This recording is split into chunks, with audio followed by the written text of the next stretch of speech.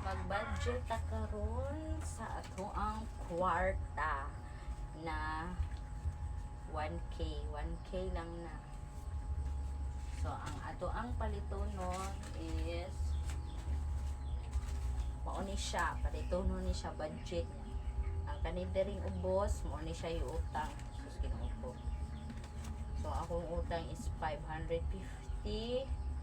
Dala na siya sa tubo kay naamay tubo. 10% ang tubo. Then 100 sa tubig o 300 siyang igsuon. So ang ato jud gasto jud sa tanan-tanan utang kani 1,000 murag 5 800 900. So 50 pesos sa lang di mahabiling Ginoo ko kay 950 ang utang niya, ang kwarta kay kalibor man.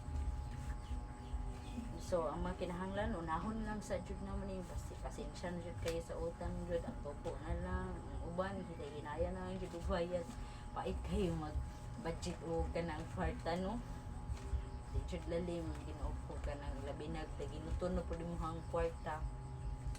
So among kinahanglan bugas, sudanon, then sabon kay kinahanglan jud na sa matag adlaw jud ng sabon jud.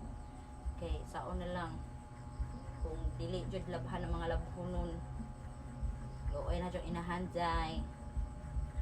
Then sunrox mo jud na isumpay sa trabaho diri sa balay sa inahan, ug toothbrush akong anak, ug vitamins ako ang baby in town, ug palit pa og mga Milo ana. Lisod kayo mag